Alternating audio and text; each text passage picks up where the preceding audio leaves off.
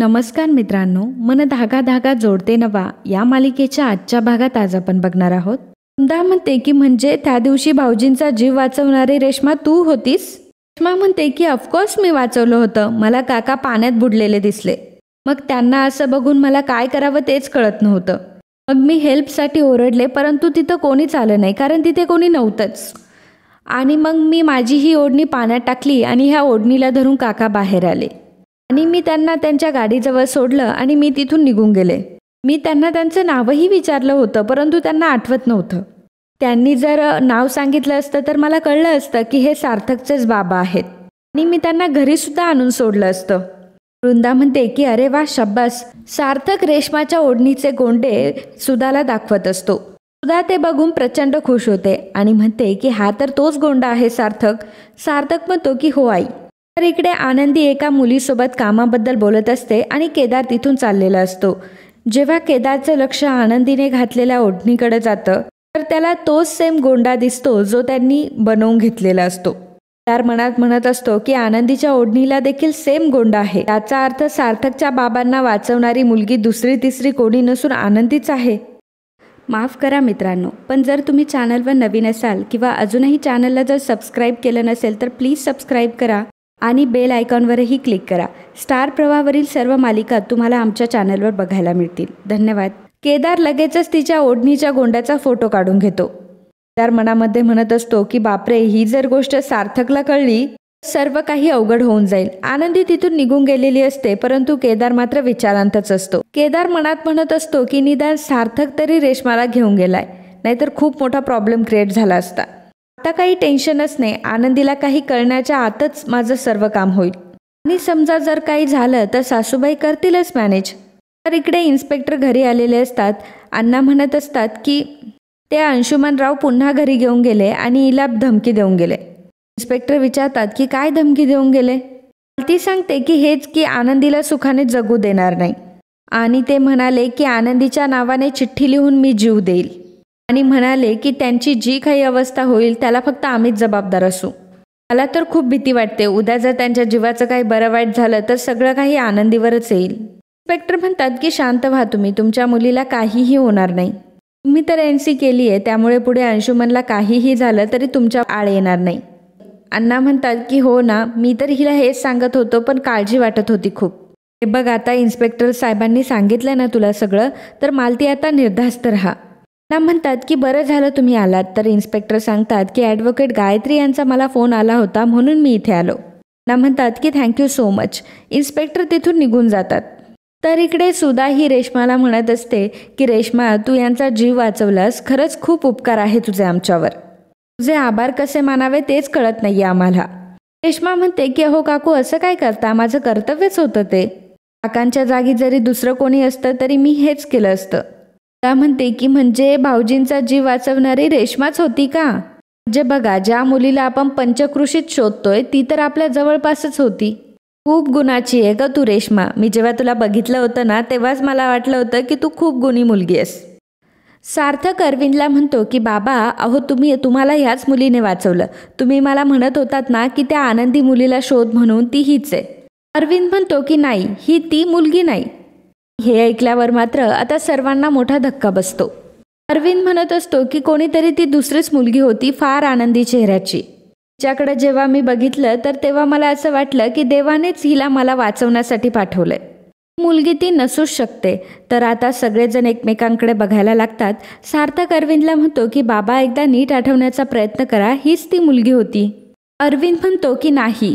तर रेश्मा ही वृंदाला इशारे करत असते. वृंदा लगेच अरविंदला म्हणते की भाऊजी, अहो तुम्ही नीट आठवा. हे बघा, हा गोंडा ही ओढणी धरूनच तुम्ही पाण्यातून बाहेर आला होतात ना, आणि त्यावेळी ह्या ओढणीचा गोंडा तुमच्या हातात राहिला होता. मला काहीही आठवत नाही. तर रेश्मा म्हणत असते की सार्थक, अरे हीच ओढणी होती ती, त्यातला एक गोंडा बाबांच्या हातात राहिला होता. वृंदा म्हणते की भाऊजींना तर कधीच काय आठवत नाही, हो की नाही ग सुधा.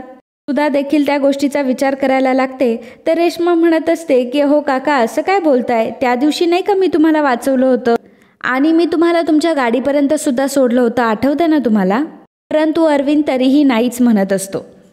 वृंदा म्हणते की अगं सुधा, ह्या मुलीने जर आपल्या भाऊजींचा जीव वाचवलाय तर आपण खरं खोटं काय करत बसलोय? एखाद्याच्या चांगुलपणाची एवढी काय परीक्षा घ्यायची? सार्थक म्हणतो की नाही काकू, खरं खोटं नाही, परंतु हिला शोधण्यासाठी आपण इतके दिवस लावलेत ना, मग खात्री करून घेतलेलं बरं ना. सुधा म्हणते की नाही सार्थक, वृंदा बरोबर बोलतीये. एखाद्या माणसाच्या चांगुलपणाची आपण एवढी परीक्षा का घ्यायची? आणि तसंही रेश्मा का खोटं बोलेल? हा तुटलेला गोंडा आणि हा ओढणीचा गोंडा, या दोन्ही गोष्टीवरून एवढं तर स्पष्ट होतंय की ही गोंडेवाली मुलगी हीच आहे. वृंदा म्हणते की आणि हे सर्व गुरुजींनी सांगितलेल्या वेळेच्या आधीच आपल्या सगळ्यांसमोर आलंय, याचा अर्थ गुरुजींचा शब्द ना शब्द खरा ठरलाय. सुधा म्हणत असते की रेश्मा, तू अगदी देवासारखी धावून आलीस, तू माझं सौभाग्य वाचवलंस, खरंच थँक्यू सो मच. तर रेश्मा म्हणत असते की हो काकू, असं काही नाहीये, मी फक्त माझं कर्तव्य पार पाडलंय. तर इकडे बेनारे आनंदीला म्हणत असतात की हे सार्थक सर रेश्मा मॅडम सोबत कुठे गेले काय माहिती, सगळे कामं पेंडिंग आहेत. रेश्मा म्हणते की बेनारे सर, काही काम असेल तर सांगा मला. बेनारे म्हणतात की हां अच्छा, तर मग आज तुम्ही इतरांचे कामं करण्याचं वाटतं चंगच मांडलाय. आनंदी म्हणते की हो सर, द्या माझ्याकडे काम, मी करते. तितक्यातच केदार तिथे येतो आणि म्हणतो की काय गप्पा चाललाय?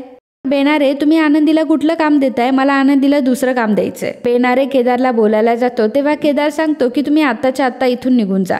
तर त्यामुळे बेनारेचाही नाईलाज होतो आणि बेनारे तिथून निघून जातात. आनंदी केदारला विचारते की बोला सर, काय काम होतं? केदार म्हणतो की ती बॉक्सेसची जबाबदारी तुम्ही का घेताय? आणि ते तर बेनारेंचं काम आहे. आनंदी म्हणते की हो सर, पण बेनारे सरांच्या घरी जरा प्रॉब्लेम झाला होता, म्हणूनच मीच त्यांना म्हणाली की मी तुमचं काम करते. ॲक्च्युली ते नाहीच म्हणत होते, पण तरीही मी केलं. तर पण काय झालं, माझ्याकडनं काही चूक झाली आहे का? केदार म्हणतो की नाही, चूक तर नाही झाली, पण जर चूक झाली असती तर कोणाची जबाबदारी? आणि जर काही प्रॉब्लेम झाला असता तर सॉल्व्ह कोणी केला असता, तुम्ही? आनंदी म्हणते की सॉरी सर, मी हा विचारच केला नाही, मी फक्त त्यांना मदत व्हावी म्हणून केलं. केदार म्हणतो की तरीही आनंदी या ऑफिसमध्ये ज्याचं काम त्यानेच करायचं. केदारचं लक्ष हे आनंदीच्या ओढणीच्या गोंड्याकडे असतं आणि तो ओढणीकडेच पाहत असतो, परंतु आनंदीला मात्र ऑकवर्ड वाटत असतं. केदार आनंदीची ओढणी हातात घेतो, परंतु आनंदीला मात्र गैरसमज होतो. आनंदीला वाटतं की केदार हे मुद्दाम करतोय. आनंदी मोठ्या हिसक्याने त्याच्या हातातून ओढणी ओढते आणि जोरात केदारवर ओरडते. तेव्हा केदार म्हणतो की आय एम सॉरी. केदार म्हणतो की ही ओढणी फाटली कशी? त्यावर आनंदी म्हणते की सर, ही ओढणी फाटली नाहीये, तर याचा फक्त एक गोंडा नाहीये. केदार विचारतो की गोंडा तुटला कसा? आनंदी म्हणते की सर, काही दिवसांपूर्वी मी गोदावरीच्या काठावर एका काकांना वाचवलं. जेव्हा बुडत होते त्यावेळी मी ही ओढणी पाण्यात टाकून त्यांना वाचवण्याचा प्रयत्न केला आणि त्या झटापटीतच हा गोंडा तुटला. केदार मनात विचार करतो की याचा अर्थ सार्थकच्या बाबांना वाचवणारी हीच आहे. तर केदार मात्र आनंदीच्या ओढणीच्या गोंड्याकडेच बघत असतो. आनंदीला पुन्हा ऑकवर्ड वाटत असतं आणि आनंदी म्हणते की सर. तेव्हा केदार म्हणतो की हे असं फाटकं तुटकं ऑफिसमध्ये घालून यायचं नाही, ऑफिसमध्ये कसं असं प्रोफेशनल यायचं. त्यावर आनंदी म्हणते की ठीक आहे सर, नाही येणार पुन्हा असा कधी ड्रेस घालून. इथे कोणी असं बघायला नको याची काळजी घ्या, आणि विशेषतः सार्थक सर तर खूप चिडचिड करतील. एवढं बोलून केदार तिथून निघून जातो, परंतु आनंदीलाही मोठा प्रश्न पडलेला असतो की एक गोंडा तुटल्याने सार्थक सर एवढे का ओरडणार असतील. तर इकडे वृंदा म्हणत असते की रेश्मा, तू आमच्या भाऊजींचा जीव वाचवलास, खरंच तुझे आमच्यावर खूप उपकार आहेत. तर लगेचच अक्कू आरतीचं ताट घेऊन येते. सुधा रेश्माला हळदी कुंकू लावते आणि तिची पूजा करत असते आणि तिच्या पाया देखील पडते. तेव्हा रेश्मा म्हणते की हो काकू, हे काय करताय, मी तुमच्यापेक्षा वयाने खूप लहान आहे. सुधा म्हणते की अगं, तू माझ्या नवऱ्याचे प्राण वाचवलेस, माझ्यासाठी तर तू देवी आहेस. सुधा म्हणते की हो, तू तर अगदी देवीच आहे आमच्यासाठी. रेश्मा मात्र मनामध्ये विचार करत असते की वृंदा काकू, तुमच्या त्या गोंड्याने मला देवी बनवलंय, पण आता लवकरच मी सार्थकची राणी होणार. आणि मित्रांनो, आजचा हा भाग इथे संपतो. पुढील भागात आपल्याला पाहायला मिळणार आहे केदार वृंदाला फोन करून सांगतो की अहो सासूबाई, ती गोंडेवाली आहे ना, ती आनंदीच आहे. आणि हे ऐकून वृंदाला देखील खूप मोठा धक्का बसलेला असतो. तर इकडे सुधा मात्र रेश्माच्या पाया पडत असते आणि सुधाने तर अगदी रेश्माला डोक्यावरच घेतलेलं असतं. तर इकडे शकू आनंदीला म्हणत असते की सार्थक सर भेटले की नाही आज? आनंदी सांगते की सर रेश्मा मॅडम सोबत कुठेतरी बाहेर गेले होते. शकू म्हणते की ताई, तू असं बोलतेस ना जसं की तुझ्या मनात काही चालूच नाहीये. आनंदी म्हणते की माझ्या मनात असं काहीही चालू नाहीये, घे, सार्थक सरांचाच फोन आहे. तर शकू चिडवतच म्हणते की मतलब आग दोनों तरफ से लगी है. तर मित्रांनो, असेच मन धागा धागा जोडते नवा या मालिकेचे डेली अपडेट बघण्यासाठी आत्ताच आपल्या चॅनलला सबस्क्राईब करा. आणि आजचा हा भाग तुम्हाला आवडला असेल तर व्हिडिओला लाईक आणि कमेंट करायला अजिबात विसरू नका. धन्यवाद.